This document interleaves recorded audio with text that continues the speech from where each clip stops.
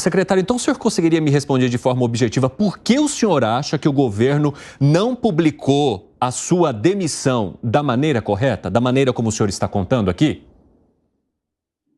Olha, eu vou ser bem sincero, e cá todo mundo que está nos assistindo tem e que está acompanhando esse problema, esse assunto, é um problema que se criou dentro do governo, essa questão do leilão, muita força política se levantou desde o início contra o leilão, por ser uma importação bastante grande, com subsídios. Eu entendo a posição do governo, porque isso é para manter o alto do preço do arroz, mas acho que teve alguns erros internos, que não teve nenhuma fé até onde eu acompanhei, nem pela Conab. Aliás, a Conab fez o edital que deveria ser feito. Agora, criou-se um problema político, e aí nesse problema político alguém paga a conta, e essa conta com certeza não é minha, portanto eu não vou pagar ela. Seu relato é muito importante. Secretário, eu vou abrir mais um espaço agora para os nossos comentaristas. Fábio Piperno. Secretário, boa tarde. Eu gostaria de saber do senhor, secretário, o senhor como um especialista, o senhor já foi ministro, o senhor sabe que no começo do ano o arroz foi apontado como um dos vilões pela alta da inflação naquele período, nos meses lá de janeiro, fevereiro e tal. O senhor disse há pouco que esse não seria um quadro de escassez, porque quase todo o arroz já tinha sido colhido, mas o senhor admite que houve aí, digamos, um ataque especulativo por conta de dificuldades logísticas, né? Então eu queria perguntar para o senhor se, nesse quadro de especulação, por conta desse fator que o senhor apontou, se não seria, sim, prudente o governo fazer alguma importação, e se o consumidor e também o governo, secretário, podem ficar tranquilos em relação ao que já tinha sido colhido, se esse arroz escapou intacto aí dos efeitos das inundações. Secretário, rapidamente, só antes do senhor responder, me deixa chamar o intervalo aqui para o pessoal da rádio. Espero vocês daqui a pouquinho nessa entrevista com o ex-secretário de Políticas Agrícolas, Nery Geller. Até já, pessoal. Nas outras plataformas, seguimos. Pode responder, secretário, por favor. Fábio, é muito importante a sua pergunta, e ela envolve inclusive um pouco a questão macroeconomia e de inflação. Realmente, mesmo antes das enchentes, o preço do arroz estava bastante alto. Por quê? Porque o preço no globalizado, no mundo inteiro, subiu um pouco, os estoques estão um pouquinho abaixo da média. Nos últimos anos, culturas como a soja e o milho eram muito rentáveis, então muita área migrou para essas culturas e reduzindo a produção no Brasil. Agora nós temos uma capacidade de recuperação muito rápida. Isso se deu, inclusive, esse ano. Dezembro e janeiro estava o preço alto. O Centro-Oeste cresceu a produção em 30%. Nós tínhamos uma safra bastante acentuada no Rio Grande do Sul, com recordes de produtividade. E isso trouxe um recuo no preço do arroz ainda antes, uma pequena sinalização de baixa ainda antes das enchentes. Quando veio a enchente, realmente houve um ataque especulativo, e aí a posição do governo foi importante, e no nosso entendimento, como o Mercosul segurou as importações, que uma boa parte do que falta aqui no Brasil vem de países como Argentina, Uruguai e Paraguai, eles seguraram e aumentou o preço, mas já tinha navios vindo de outros países para abastecer o mercado interno. Então, a redução, num primeiro momento, da TEC de 12% das importações para 12% para alíquota zero, ela já ajudou. Com isso trouxe o preço e recuou um pouco. E a importação, então, pelo governo, ela se dava mais para atender as periferias dos grandes centros. Na minha opinião, modesta opinião, fui voto vencido, eu me alinhei dentro do governo, aquelas 100 mil toneladas teria sido suficiente. Optou-se por cancelar as 100 mil toneladas e fazer um outro de 300 mil toneladas. Aí veio uma força política muito grande, se politizou esse assunto e acabou acontecendo o que está acontecendo aí. Essa é a minha visão modesta sobre esse quadro. Vamos lá, Gustavo Segré também gostaria de perguntar ao senhor. Secretário, boa tarde, obrigado pelo seu tempo e as suas explicações. A pergunta é, como é o processo desse leilão que chama muito a atenção, segundo informações que constam na mídia, em que sobre 17 lotes, nenhuma das empresas que participava teve brigas entre eles para tentar diminuir o preço final e, fundamental, os participantes que são empresas que não tinham nenhuma experiência no setor.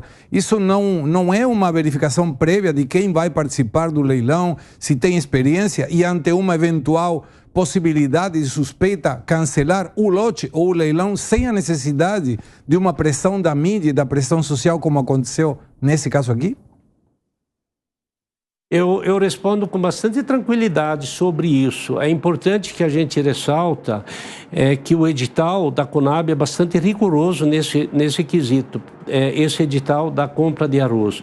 Obviamente teve pouca participação e por isso não teve disputa e nem alcançou a demanda de 300 mil toneladas que foram oferecidas, mas é importante a gente colocar também que está muito claro no edital da Conab que qualquer empresa que participou, a Conab toma conhecimento depois do leilão. E é leilão público, é bolsa, aí todo mundo sabe como que funciona. E depois de ganhar a disputa, essa empresa ela tem 5 dias para apresentar toda a documentação e fazer um aporte de garantia de 5% sobre o valor comercializado, fazendo depósito em dinheiro como garantia ou então carta de fiança. Se apresentou tudo isso, ele se habilita. Se ele não participou, ele é automaticamente desabilitado e é um sistema que a Conab opera há 10, 15 anos e em algumas mudanças nos editais foram acontecendo durante o maior volume de leilões que aconteceram. Eu falo isso porque lá atrás, quando fui ministro da Agricultura, a Conab estava vinculada ao Ministério da Agricultura, o que hoje está vinculado ao MDA. Junto com isso, depois que apresentou as garantias, então começa o prazo para entrega do produto, 90 dias. Como é que está bem claro no edital? Eu verifiquei isso depois. A empresa vai e faz a aquisição do produto e a Conab faz a certificação na hora do embarque lá do destino e faz o pagamento depois que está certificado e o produto está dentro do armazém credenciado pela Conab ou armazém próprio da Conab. Então, eu sinceramente não vejo nenhuma ilegalidade nisso, porque o leilão foi público, poderiam ter participado todas as empresas. Essas notícias de que empresas muito pequenas participaram, elas estão... A legalidade está calçada na garantia antecipada e na apresentação dos documentos. Então, teria que, talvez, ter esperado sair os documentos, analisar e, eventualmente, se ela não se enquadrar, desclassificar e cancelar algum lote. Mas não se efetivou os 5 dias úteis, então eu acho que talvez... A decisão de cancelar, eu acho que ela foi correta, não estou questionando isso.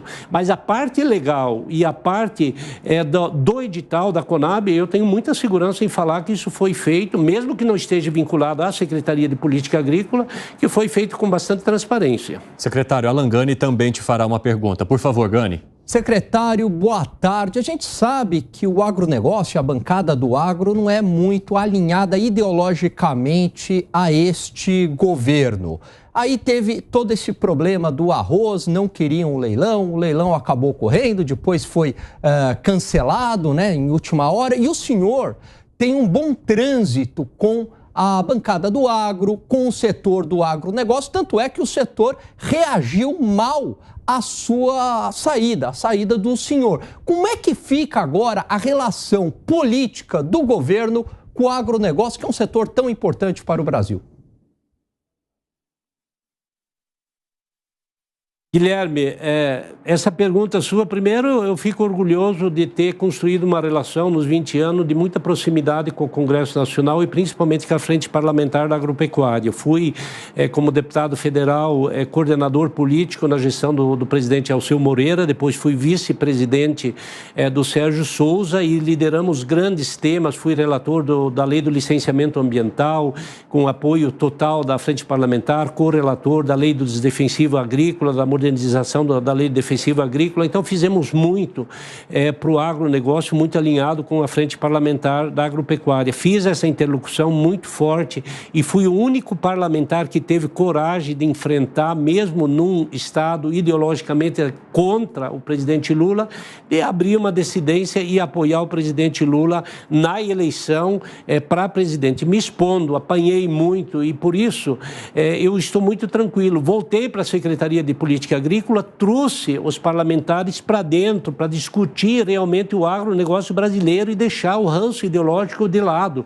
para que a gente pudesse realmente fazer um trabalho de continuidade, de avanço da produção nacional, porque é a principal alavanca da economia do Brasil. Ouvi vocês comentando antes sobre economia e vocês sabem o quanto importante foi no Centro-Oeste, principalmente em Mato Grosso, nós aumentarmos a produção de milho de 12 milhões para 42 milhões de toneladas. Hoje tem cerca de 40 bilhões de reais de investimento em Mato Grosso de usina de etanol. Olha o que isso representa para a economia do Brasil. Então, eu fiz esse trabalho, me orgulho muito, estou muito alinhado com a frente parlamentar da agropecuária e não saio também do governo atirando para tudo que é lado. A única coisa de um erro que eu entendo que foi o equívoco na condução do leilão, não por má fé, é importante deixar claro, eu ser exonerado ou eu pedir demissão por uma coisa que, sinceramente, talvez se eu tivesse me ouvido um pouco mais, ou ouvido mais as equipes técnicas, talvez a gente teria tido um desfecho bem melhor. Mas eu acho que agora é hora de, se eu puder falar ainda, é hora de pôr a bola no chão, conversar, resolver esse problema, porque esse embate aí não é bom para a economia do Brasil, não.